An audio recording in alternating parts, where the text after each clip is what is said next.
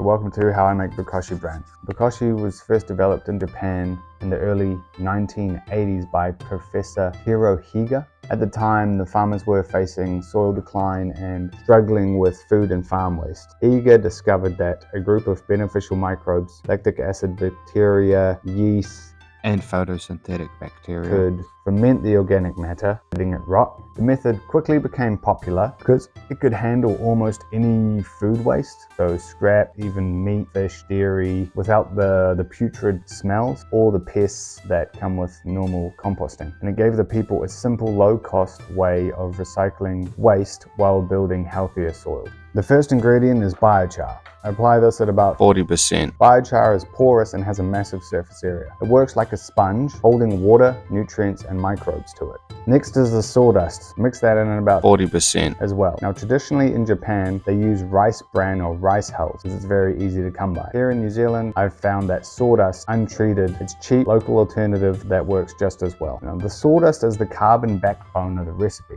On a microbial level, what that means is acts as a carrier medium, holding, kind of protecting the microbes. They live on the surface of it, provides carbohydrates that the lactic acid bacteria and the yeast ferment rapidly. This quick fermentation drops pH, it locks the system into a stable lactic acid fermentation. Now, by ensuring a dense inoculum, sawdust helps the EM microbes when adding the bran to food scraps. All right, so for the third ingredient, I add used coffee grounds at around 15% of the mix. The coffee provides nitrogen and simple sugars. Got a nitrogen to carbon ratio of 1 to 20. This balances the high carbon sawdust, fuels faster microbial multiplication, and boosts enzyme activity. It helps break down the food scraps later on.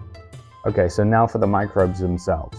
What I do is I get the EM1 concentrate, purchase that online from EMNZ, right? In the concentrated form, you take 20 mils of that. You're gonna add it to 25 liters of water, plus 300 mils of molasses, half a cup of kelp powder, a small amount of yeast powder, and 30 mils of fish concentrate. You're gonna put an air stone in there and bubble it for 12 to 24 hours. The air stone's gonna provide the oxygen, and the molasses is the simple sugars that the microbes are going to grow on and multiply. So you don't have to use like 300 mils of EM1 concentrate because that would be costing you way too much. You just take the concentrate and then multiply it out by using this T method. And then after the 12 to 24 hours is done, you want to take 2 liters and add it into your mix. So for me, I do my mixes at 30 liters of biochar, 30 liters of sawdust, and around 15 liters of coffee grounds. And then I put 2 liters of the tea on and then mix it all in. And then I get another bucket, 10-liter bucket. I'll add another 300 mils of molasses, 10 liters of water, mix that up, and then add 2 liters of that. And then mix that all in. You're adding more molasses, and then you want to squeeze the mix. And then when you open your hand, you want it to hold its shape. And if it does that, then you know it's about right in moisture content. If you squeeze it and a few drops come out, that's all right. 1 to 3 drops is okay. Then when you put it into the fermenting bin, the microbes that you've put in there will just breed up. We're trying to max out the amount of microbes on the bran. We're trying to load that bran up with microbes, so when we put it in with the food scraps, they get to work straight away and go to town and quickly ferment it. And that way we have control of what microbes are in there, and it stops any nasty smells, and you just get that sweet kind of fermenty smell like a sauerkraut. It's not a putrid smell. Alright, so once you've done all the mixing and everything's homogeneous and well mixed, what you want to do is you want to add it to your barrel or your bin or your bucket. What I like to do is add a bit of wood chips at the bottom with a tap, and that way I put all my bran in there, I compact it down. If the moisture's not quite right or I'm not happy with it, then I can add more moisture in the top, more tea, more molasses, and then it will drain out the bottom. You know, if I get too much excess, sometimes that's a problem, but with a free draining setup like that, it works really good. So now just add your mix to a bin, compact it down, let it sit for 2 to 4 weeks. That's it. My homemade Bokashi Bran recipe.